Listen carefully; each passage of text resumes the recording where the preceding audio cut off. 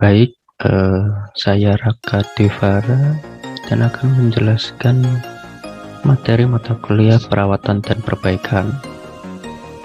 Di sini materi yang dijelaskan adalah komponen aktif dan pasif. Dalam video kali ini ada 4 subbab, yakni definisi, macam, fungsi, dan kerusakan. Nah, ini adalah pengertian atau definisi dari komponen aktif dan pasif. Yang pertama ada komponen aktif.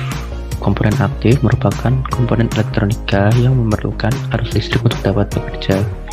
Secara singkatnya, agar komponen aktif ini dapat bekerja dengan baik, maka memerlukan arus listrik. Arus ini bisa berupa AC maupun DC. Selanjutnya ada komponen pasif. Jenis komponen ini tidak memerlukan arus listrik atau sumber lain agar bisa bekerja. Jadi cukup dari sumber utama supaya bisa bekerja. Next, ada komponen aktif. Ini macam-macamnya, ada 3. Yang pertama ada dioda, yang kedua transistor, yang ketiga IC. Lanjut, komponen pasif ada 3 juga, resistor, induktor, kapasitor. Nah, untuk macam-macam atau contoh-contohnya ini saya hanya mengambil 3 dari tiap-tiap jenis komponen. Lalu adalah fungsi-fungsi dari komponen aktif dan pasif.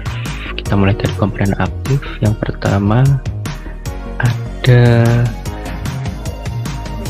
dioda sebagai pemblokir arus dan dapat melewatkan arus DC.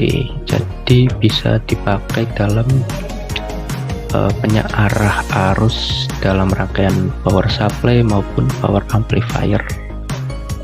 Lalu ada transistor yang digunakan menjadi switch dan juga pada rangkaian cooler. Nah, kalau kita tahu di power supply atau power amplifier itu kan kadang rangkaiannya itu panas ya.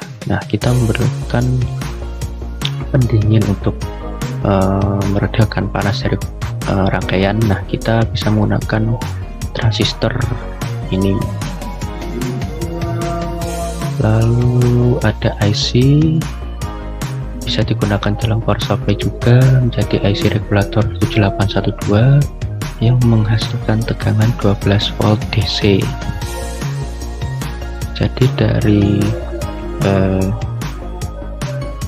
tegangan yang misalnya di atas 12 volt DC itu bisa menjadi 12 volt DC, diregulasi menjadi tegangan yang sesuai dengan nilai IC tersebut. Jika kita menggunakan 7812, maka tegangan yang dikeluarkan dari IC adalah 12 volt.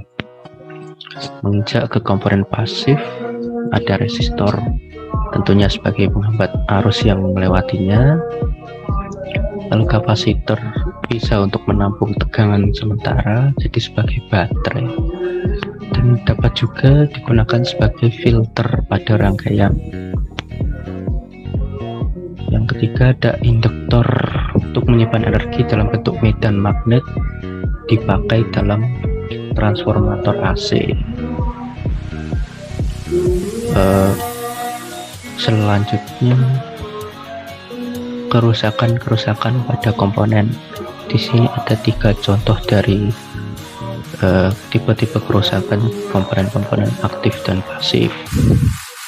Pertama ada dioda yang mengalami bocor karena arus yang mengalir dari kedua arah. Jadi ketika kita gunakan di rangkaian, maka biasanya pas diukur dengan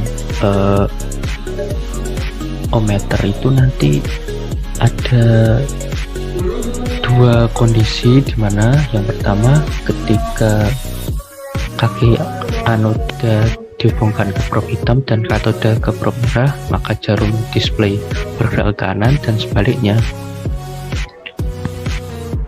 kaki anoda ke probe merah dan kaki katoda ke probe hitam. Jarum juga bergerak. Jarum display pada voltmeter juga bergerak. Itu berarti diodanya bocor. Jadi arus bisa mengalir ke dari dua arah.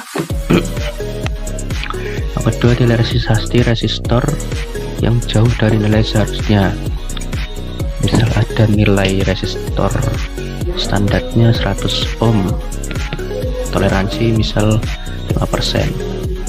Maka untuk menilai apakah resistansi yang baik dari resistor ini bisa diukur dari ohmmeter.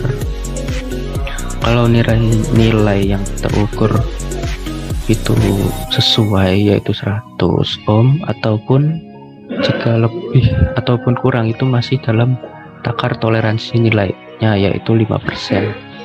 Kalau lebih berarti resistor sudah tidak optimal dalam digunakan. Yang ketiga, transistor mengalami putus sambungan. Nah, ini kadang disebabkan karena tegangan yang berlebih atau arus yang berlebih melewati transistor tersebut. Sekian video dari ini, semoga bermanfaat dan terima kasih.